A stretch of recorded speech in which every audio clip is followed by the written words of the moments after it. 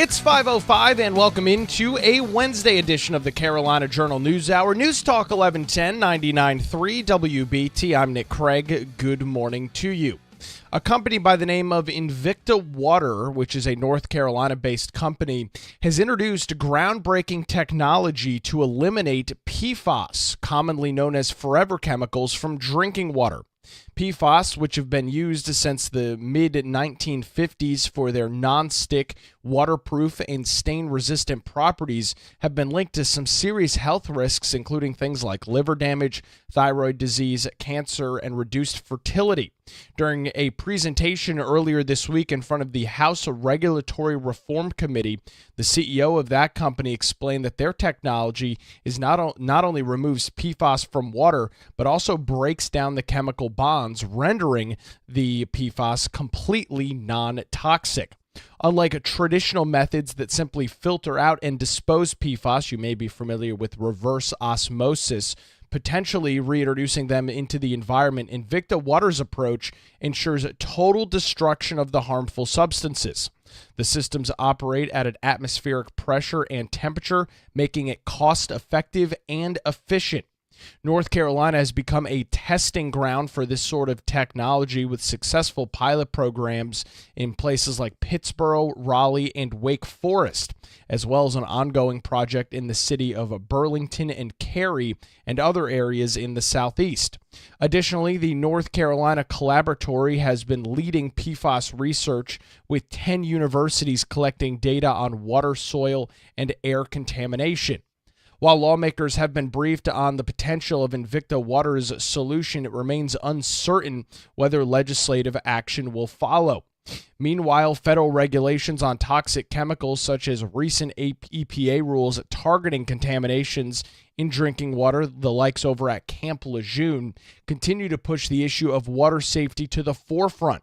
North Carolina's collaborative efforts between public and private sectors are positioning the state as a leader in PFAS research and remediation, and unfortunately, PFAS is a major topic that has really spawned in North Carolina. It's not unique to the state as a whole, but some major issues. If you go back to about a decade ago, 2015, to the Chemours Company and their Fayetteville work site, when that story broke across southeastern North Carolina, reports that that chemicals had been dumped into the Cape Fear River for the better part of 60 years, leaving those PFAS chemicals polluting the Cape Fear River. Since then, it has been a lot of research, a lot of money, and a lot of time invested to figure out how to filter some of this water using various filtering technologies to attempt to remove the forever chemicals, the PFAS, from those water systems. It continues to be a major topic for legislators in Raleigh, and there are dozens of outstanding legal challenges that continue against various companies that produce these PFAS chemicals and pollute them into the environment. Invicta Water presented in front of the General Assembly. We've got some pictures, including a map showing the PFAS contamination map across the state of North Carolina on our website this morning, carolinajournal.com. We'll also get some additional details with Brianna Kraemer coming up a little bit later on this morning. It's now 5:09. You're listening to the Carolina Journal News Hour. A pretty big political event taking place a little bit later on tonight across the state of North Carolina. Democrat Governor Josh Stein is set to give his first State of the State address. To get some details on that, a preview of what we could expect from the governor later this evening, Theresa Opeka, carolinajournal.com, joins us this morning on the News Hour. Theresa, for the last 8 years, it's been Governor Roy Cooper giving these addresses. He is now, of course, former Governor Roy Cooper. Josh Stein's the man on deck. What are you expecting from the governor this evening? Yes. Good morning, Nick. Thanks for having me. So I think a big portion of what Governor Stein's going to be talking about and what everybody has had on their minds the last several months is Hurricane Helene and recovery from that. There's lots more to talk about, but that probably will be his main focus. He was left with this, unfortunately. It happened the end of September, and he's going to probably talk about his Grow and See, his initiative to separate from NCORE, which did a really horrible job and is not doing such a great job at the moment of hurricane recovery for Eastern North Carolina. Also talking about like how he's trying to cut red tape as far as that goes. He's also set up a Helene recovery dashboard and website where people can get real-time information about that that's going on. So he's going to have I believe, a big portion of talking about Hurricane Helene relief and recovery and what's been done so far and what he's aiming to do in the future. And I was just taking a look. I mean, obviously, I don't have a list of what he's going to go over, but looking what he talked about in his inauguration speech back in January, he talked about a lot of things to do about how pre-K should be available for every student. In fact, he just set up this task force for childcare that Lieutenant Governor Rachel Hunt is co-chairing with State Senator Jim Bergen.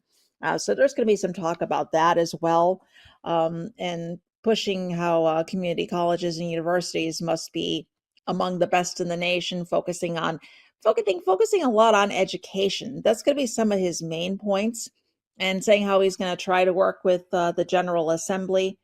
And from what I've been gathering so far, from what I see in Council of State meetings with people on the other side of the aisle, as far as I'm seeing, he seems to be doing a pretty good job at the moment. Doesn't seem like there's any big fights breaking out. But again, his term just started, so it's a wait and see effect. But I think those are some of the things he's going to talk about. Of course, there's much, much more I'm sure he will discuss. Well, let me ask you about that. We're, of course, familiar with the State of the Union address, or a joint address to Congress. We saw that with President Trump last week. Is this a similar situation, Theresa, where the governor will be speaking in front of the legislature, the Republican-led General Assembly? That is correct. Yes, he will be speaking in front of the General Assembly tonight. And it's like you said, it starts at 7 o'clock.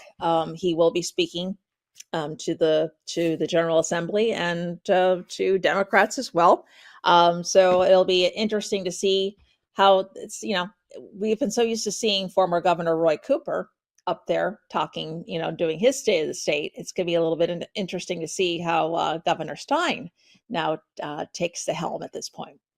You kind of hinted at it, and I want to dive a little bit further into some of the details there. The relationship, Theresa, really for individuals that do not follow state government super closely, the previous governor, Roy Cooper, and the General Assembly, I think it's safe to say, did not have a good relationship at all. They were at odds seemingly the entire final couple of years of his administration. So far with Josh Stein, it seems like that relationship is a little bit better. But as you noted, it's only been a couple of months. And Theresa, we haven't gone through a budget session yet, which we know can get very heated in regards to the different priorities between the legislature and the governor. Absolutely. And just backtracking on what you said about Cooper, yeah, that's an understatement. He did not have a good relationship with the General Assembly.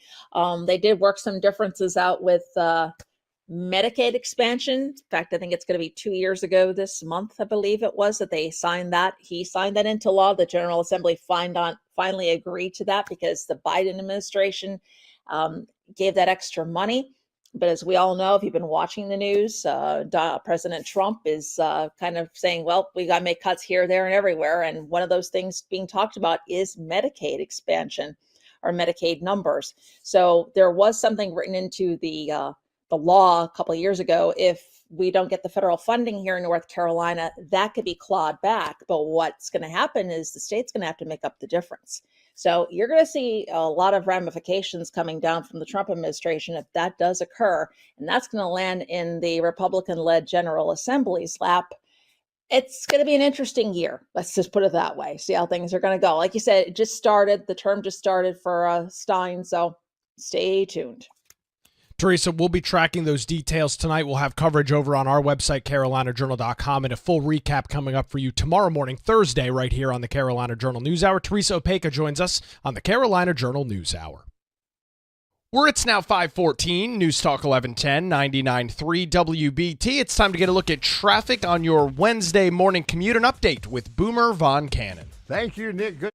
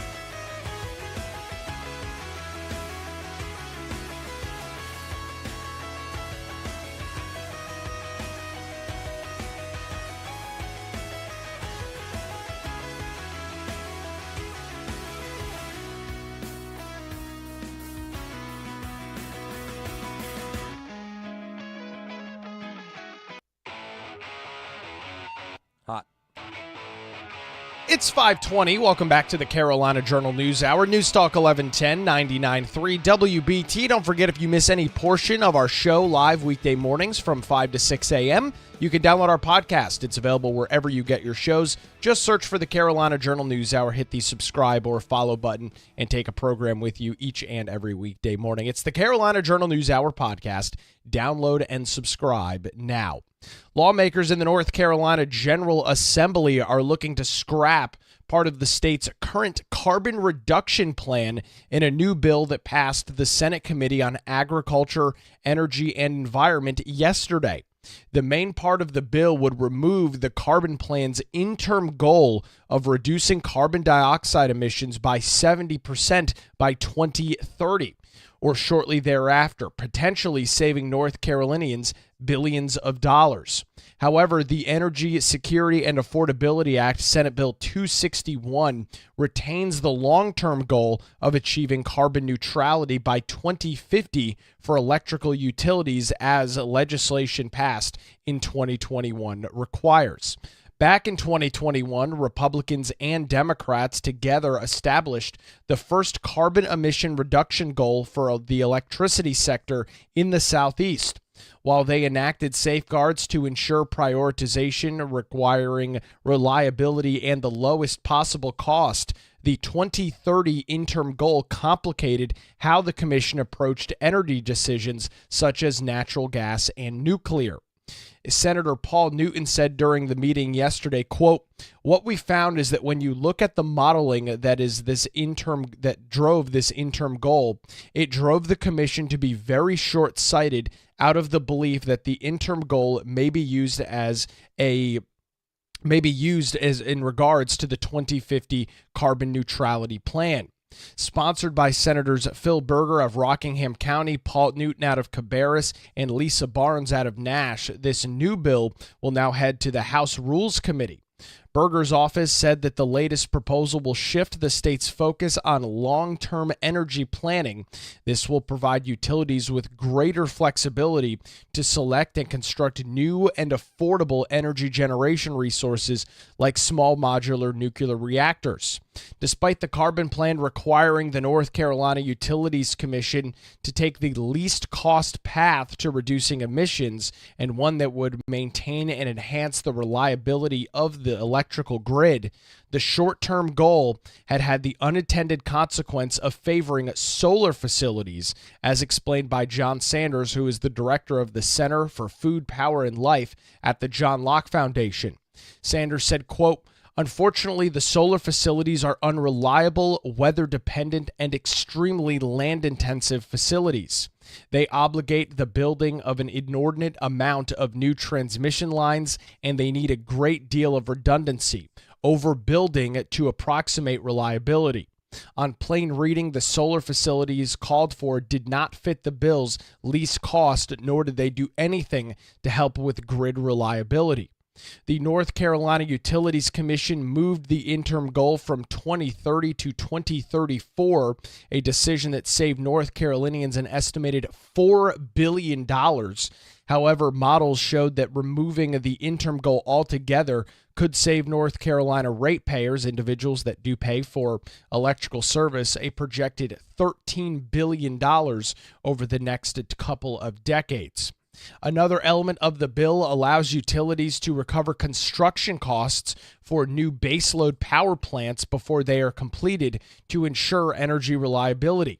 It also sets guidelines for solar energy development and cost recovery for out-of-state projects, and directs the Utilities Commission to develop a carbon plan by 2026, which would be reviewed every 2 years.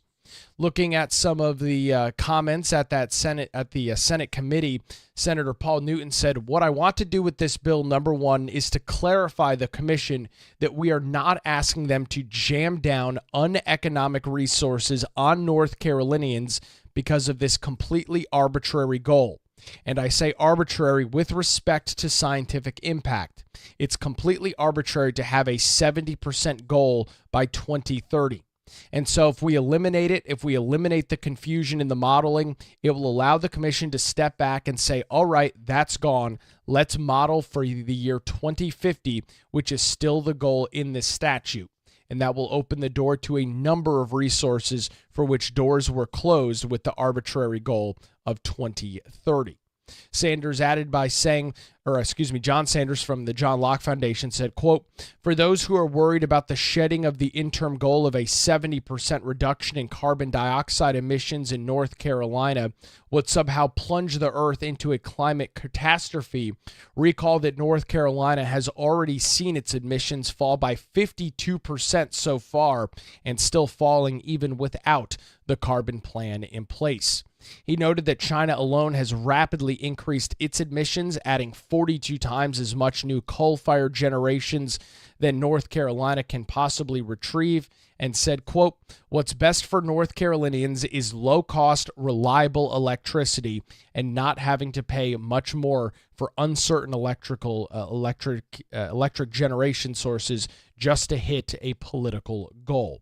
We've got more details on this new piece of legislation, Senate Bill 261, over on our website this morning at carolinajournal.com.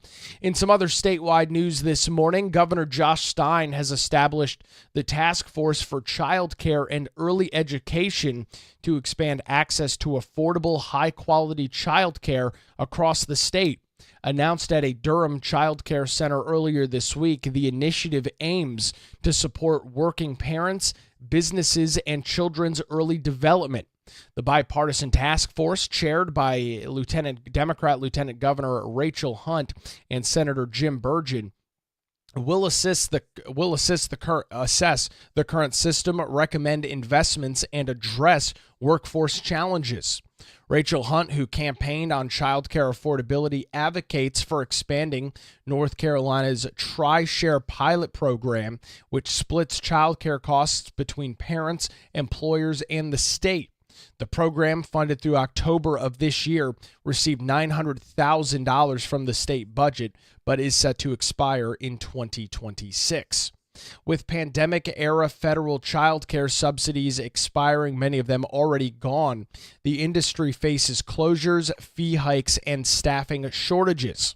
A survey found that about 30% of programs may be shut down, and many expect increased tuition costs.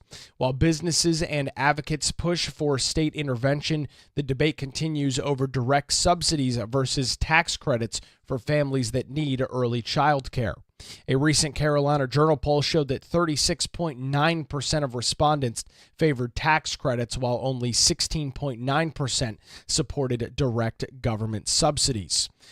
Child care continues to be a major topic in regards to North Carolina education, and we'll likely hear something about that tonight when Josh Stein conducts his State of the State address. That'll be happening at 7 o'clock in the North Carolina General Assembly.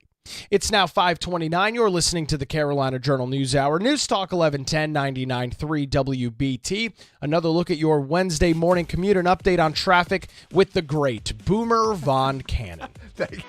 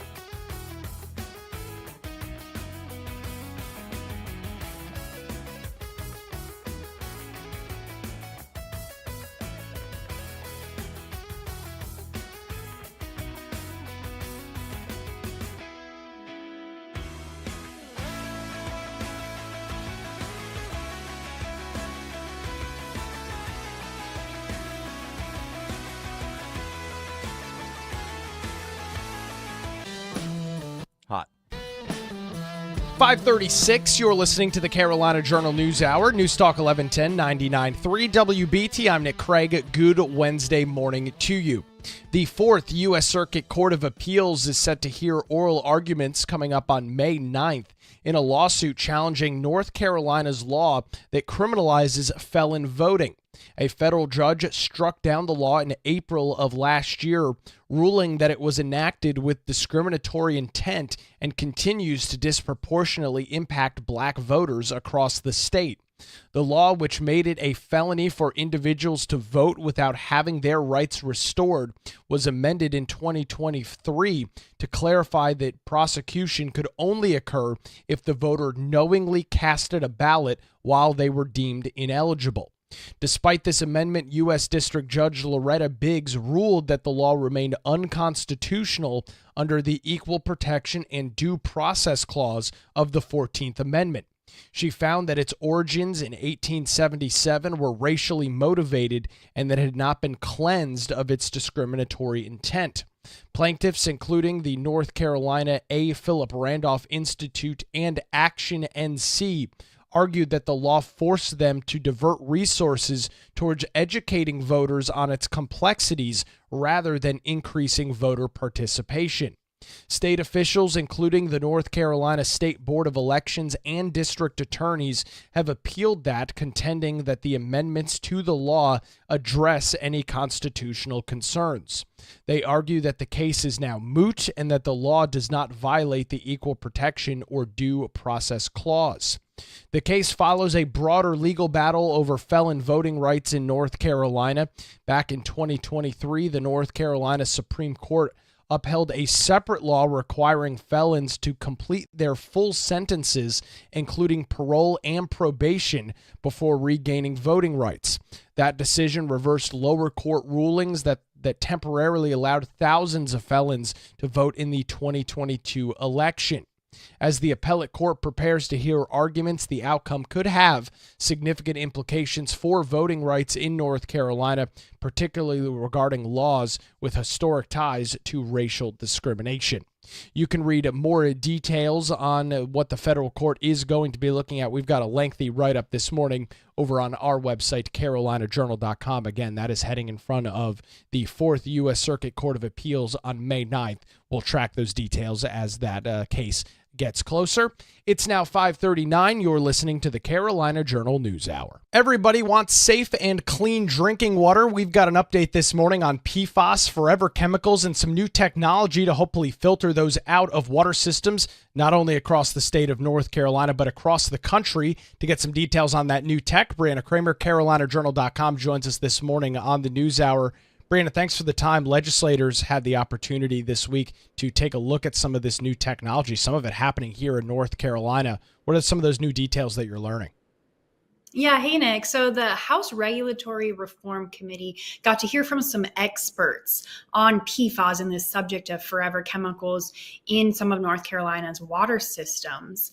And so one individual representing a company based out of Burlington, North Carolina, introduced legislators to this water filtration system that can actually filter out PFAS before human consumption. So they are using some innovative technology that has not been done before in order to filter out these harmful chemicals that have in North Carolina's waters. With that, of course, the PFAS story and discussion is not necessarily anything new. There are dozens of these stories across the United States and even here in North Carolina over the last couple of years. And Brandon, it's been a huge burden on taxpayers as they have been the ones in most cases footing the bills for if not hundreds of millions of dollars worth of filtration systems and different sorts of technologies to filter out this water. This is a major issue that's taking place across the country.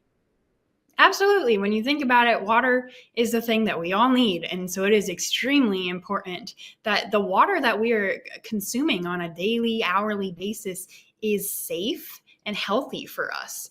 And so it's invisible to the eye, but PFAS are really in a lot of the things that we use on a daily basis. It's interesting to dig into this topic and learn that they're used because of the great composition makeup. companies like to use it for nonstick cookware, for example, or it's in waterproof materials or waterproof clothing. It's in a lot of the things that we're exposed to every day. But when you're exposed to it in large amounts, it can become harmful and obviously have a lot of health concerns. And so it is something that people, especially here in North Carolina within the UNC university system, there's lots of researchers digging into this more so and trying to develop new technologies. And like you mentioned, for the taxpayers too, there's a lot of money going into this to fight lawsuits. Some of the largest chemical corporations have faced these lawsuits because of the health concerns. In 2015, Chemours became a spinoff of DuPont, the chemical company that owned the Fayetteville Works manufacturing site along the Cape Fear River. So ongoing issue here in North Carolina that we're tracking as the General Assembly hears from some experts on what we could potentially do about it. Well, let me ask you exactly that. So these experts came in and spoke to the General Assembly. Was it clear exactly what the GA was trying to dig into with this, or were they just getting briefed on some of this new technology? Where do you think maybe this conversation transforms over the next couple of months? Yeah, it definitely could transform into more. Right now is just kind of the beginning stages of hearing from researchers on this topic. And so they had one of the leaders of Invicta Water. That's the new technology company behind this filtration system. They had one of the leaders speaking and then some professors and researchers as well. But that's how a lot of the committee meetings in the General Assembly work, is they start their initial conversations with just learning more a subject area. And so this was in the Regulatory Reform Committee this past week. And so we could see potentially some legislation on it. For now, it remains unknown if that's the case, but definitely something that they're open to considering, at least the risks to North Carolinians and what we could potentially do about it. Well, and you just brought up earlier the idea that the Chemours situation at the Fayetteville Works site back from 2015. And while litigation continues on that almost a decade later, most municipalities, I don't think any, have received even a penny in regards to the Chemours company and the actions that they did over the last 60 years. And as we talked about a little while ago, that means that taxpayers, local residents, local ratepayers have been the ones who have had to pay for this brand new technology. And Brianna, while this technology is very cool, it is incredibly expensive, and it's something that taxpayers unfortunately have had to foot the bill for thus far, and so is the GA. Yeah, that's right. There's definitely a cost, of course, to everything. And so this is not an exception area. But it was interesting that the owner of this company, or the leader, was talking about the cost, and that it's actually not a super expensive option because of how they have designed it. And first of all, it's just, they explain, fundamentally different than anything else out there. Because the problem with PFAS is that they don't break down. They're permanently. That's why they're called forever chemicals, because they are in our environment for good. And so that can create, lots of issues. And so if you're trying to get rid of it from water, you're going to put it somewhere else, right? In a different kind of systems could do that. But this system apparently is breaking it down. So the first time where they can literally break it down, separate it, discharge of it, and then destroy the PFAS completely.